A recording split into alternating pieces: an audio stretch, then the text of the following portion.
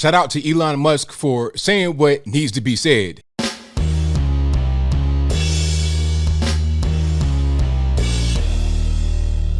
How's everybody doing? My name is Anthony Brian Logan, and today we got to talk about Elon Musk nuking MS-13DNC, also known as MSNBC, into outer space, completely beyond the orbit of our planet Earth. Now, what happened?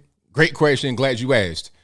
So we know Elon Musk is in the process of purchasing Twitter. I'm not sure if it's done yet 100%, but Twitter says, yeah, you can go ahead and buy it. There are some legalities and formalities he has to go through, but for the most part, the deal is done. Elon Musk has purchased Twitter for like $44 billion.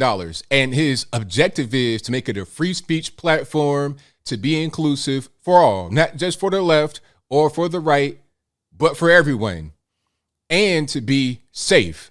So no weird stuff, no extra stuff. That's his objective, right? But see, the mainstream media, they don't want you to believe that. They want you to believe that Elon Musk is some kind of evil, rich guy that wants to go in there and do things that will benefit his Republican buddies, just a bunch of weird stuff. And when I say the mainstream media, I'm talking about the left for the most part. I've not really seen Fox engage in stuff like that, but the left are most certainly doing it. And MS-13DNC are the biggest culprit. Now, we got to watch this video together. If you want to see this full video without my commentary, the links will always be in the description. But you see, this is Madhir Hassan talking about Elon Musk, and the caption from Tom Elliott says, quote, if the, quote, neo-Nazi faction of the GOP expands in November, we may look back on this as a pivotal moment when a petulant and not so bright billionaire casually bought one of the most influential messaging machines and just handed it to the far right. Now, that's what this guy said in the video, and we're going to see full context for that. And as you can see, Elon Musk responded. Oh, he entered the chat right away to respond and give his 2 cents. So let's go ahead and roll the film. I mean, it's easy in American discourse to talk simplistically about the far left and the far right as two equally dangerous fringe blocks. Elon Musk has done it plenty of times just in the past week. But here's the difference. America's far left wants to give us free healthcare and free childcare. America's far right wants to give us white supremacy and no democracy. So there's quite a bit right there. First of all, you mentioned Elon Musk's name right in the situation. So you know, or you should know at least, you're going to get a response from Elon. And if not Elon, people that support what he's doing. You said his name outright. It's not just a matter of, oh, it's some billionaire. No, you say Elon Musk specifically in this little thing here. And then you're talking about the far left and the far right. I don't think anybody appreciates extremists on either side, except for people that are extremists themselves and a few people that don't understand what extremism is. And what I mean by that is there's not really a far right in this country that are extremists. Now, a guy like this may think that I'm a far right extremist just because I believe in life. I don't believe in killing babies when they're in the womb. I believe in the right to bear arms. I believe in some basic American stuff. That makes me an extremist. I don't believe in the welfare state. I don't believe in all the socialist, communist type things they want to push down us. I don't believe in that. So that makes me an extremist. But in reality, aside from what the media says, I'm like a regular normie. I'm kind of right of normie. You understand? If normie's right in the middle, which is where the average person is, I'm to the right of normie. I'm nowhere near a far right extremist at all, although they'll call me that. Now, there are far left extremists in this country, the Black Lives Matter, the Antifa, those that want to bomb a black neighborhood down to get justice for a black man, right? Okay, one black guy dies in police custody. He might have been on drugs or whatever. He dies, and to get justice for that guy, you burn down the whole black neighborhood. Black Lives Matter, all this and that and the third. Make that make sense. But anyway, those are extremists. People that want to kill babies after birth. Like after the baby is born, you want to kill the baby. That's an extremist, okay? There are many more of them on the left than there are on the right. And I don't support any extremists, period. I don't care if you left, right, or whatever. I don't support the ridiculous, violent, dangerous nonsense. But a guy like this guy does because he thinks that the things that they stand up for on the far left are righteous and virtuous, but the things stand up for on the far right are not righteous and virtuous. So the violence and the danger is okay as long as you do it for the right reason. But let's continue. And this asymmetrical polarization of US politics would be laughable if it weren't so horrifying. We are living through an unspeakably dangerous moment. The pro-QAnon, pro-neo-Nazi faction of the Republican Party is poised to expand dramatically come the midterms.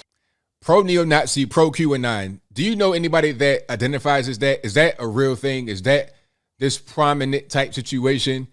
Okay, neo-Nazis.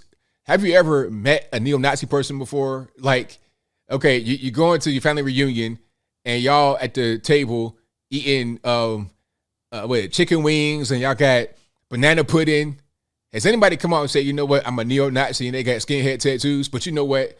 I do know where some neo-Nazis are over in Ukraine. And for some reason, the left love Ukraine. They love these guys that are fighting against the Russians with all these Nazi tattoos on their face, head, neck, shoulders, back, and arms. But I digress. We're just 2 years away from Donald Trump very possibly re-seizing executive power. If that happens, we may look back on this past week as a pivotal moment when a petulant and not so bright billionaire casually bought one of the world's most influential messaging machines and just handed it to the far right. So what makes him think that that's going to happen, where Elon Musk is going to buy Twitter and just give it to the far right? Oh, again, I forgot. Almost. That's kind of a silly question because I've already answered it, really. He thinks the far right is anything that's not left. So if you believe in freedom of speech, you are far right extremist. You believe in life. You believe in not killing babies. You believe in the right to bear arms. If you believe in farming or something, you're a far right person to him. So he does not want you to have a voice, which is the entire problem in a nutshell.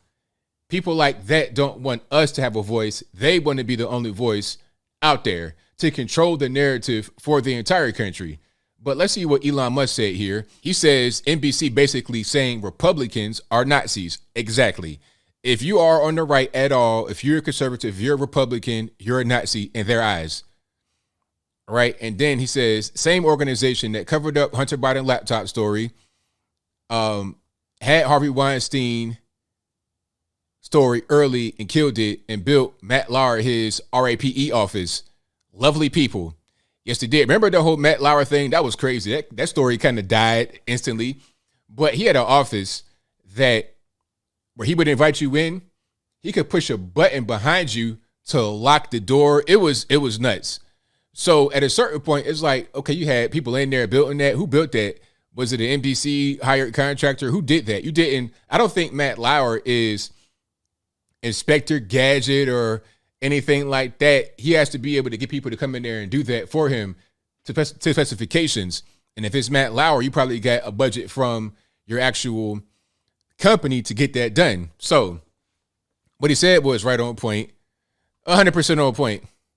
The Hunter Biden laptop story, that was another one. They killed that. They killed it on Twitter. And this is part of the reason why he purchased Twitter, because that story should never been killed. I think even the former CEO, Jack Dorsey, came out and said that was inappropriate for Twitter to do that because it was on New York Post. It wasn't some kind of tabloid rag. It was a legitimate story, and they killed it because it was the election, and they didn't want it to hurt Joe Biden. That's what happened.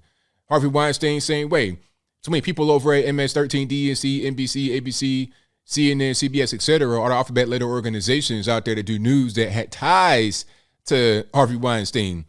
So that's what that is. But shout out to Elon Musk for dropping that hammer, the big hammer, right on MS-13 DNC's head top. Bang. Shout out to him for doing that because that's what's needed. We need more fighting back because of the media. If nobody says anything against them, and when I say fighting back, I don't mean with fists or any kind of weapons. I'm talking about just verbally and with power and with influence, retaliate back. If they say something about you on the internet, on television, that's not true, it's libelous, it's slanderous or whatever, you should be able to say something back. And we need to have voices that are powerful enough to, if not overpower the voice that's saying negative things and wrong things about us, we need to be able to at least match them. So then the people can hear both sides or all sides, and then they can decide what makes sense and what doesn't make sense. I'm not saying everybody's got to be a conservative, everybody got to be on my side. But what I don't want to happen is for one side to be silenced while the other one is allowed to speak. Therefore, all anyone hears is the other side that is allowed to speak. This is why Elon Musk purchased Twitter, at least partially in my humble opinion. But I think I'll leave that right there for now. And what say you? How do you feel about what Elon Musk said here as a response to what the guy on MS13 DNC said? How you feel about what the guy on MSNBC said? Whatever your thoughts are, please let me know in the comments below. You guys know where I'm at. I think Elon Musk is doing a good thing. Now, is Elon Musk perfect? No. Does he have some obvious flaws? Yes, 100%. The Neuralink stuff and all that, I get it. I'm not trying to praise him like he's Jesus Christ. I'm just saying I like what he's doing right here. I can have differences with you, but still give you some congratulations. I can commend you on a job well done in that particular situation. 100%. Why wouldn't I? Why wouldn't I?